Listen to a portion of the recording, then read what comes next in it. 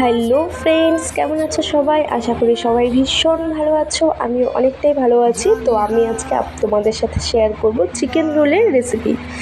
তো আমি এখানে কিছু পরিমাণ ময়দা নিয়ে নিয়েছি, তারপর এটাতে সাদা তেল এবং পরিমাণ মতন কিছু নুন নিয়ে একটা ডো তৈরি করে ফেললাম।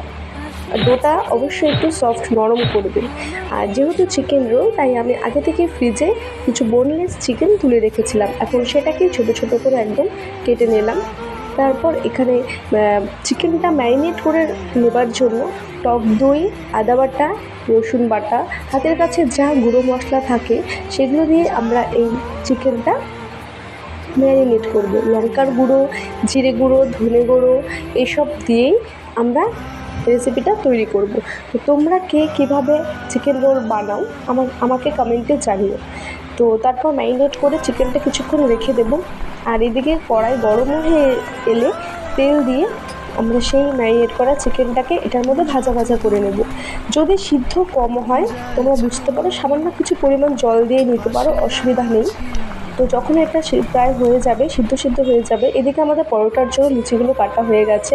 তো আমরা চিকেনটাকে তুলে নিলাম, তারপর আলাদা করে কুচি করে কেটে রাখা পেঁয়াজ ভেজে নিলাম। মনে রাখবে পেঁয়াজটা কিন্তু চিকেনের সাথে একবারে ভাজবে না, যাতে পেঁয়াজটা গলে না যায়, একটু ছাড়া ছাড়া থাকতে লাগবে। তারপর চিকেনের সাথে পেঁয়াজটাকে সুন্দরভাবে মেশাতে হবে।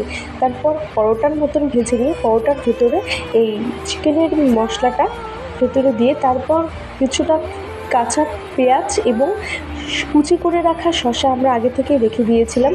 আর এখানে শসা আর সব শেষে কিন্তু লেবুর রস দিতে হবে, সেটা ছাড়া একদমই এটা বেমানান। তারপর আমরা এখানে টমেটো সস দিয়ে নিয়েছি। তো এখন এটাকে সুন্দর করে আমরা রোল করে নেব। আমাদের এই ভিডিওটা যদি ভালো লাগে অবশ্যই লাইক, কমেন্ট, শেয়ার করে দিও। আর তোমরা একবার এটা টেস্ট করে দেখো এভাবে কেমন খেতে। আমাদের কাছে তো জাস্ট অসাধারণ হয়েছে, দারুণ টেস্ট হয়েছে খেতে, একদম দোকানের মতন। আর যারা আমার পেজটা নতুন দেখছো একটা ফলো করে, আর ইউটিউব থেকে দেখে থাকলে চ্যানেলটি সাবস্ক্রাইব করে দিও। দেখা হবে নেক্সট ভিডিওতে। টাটা।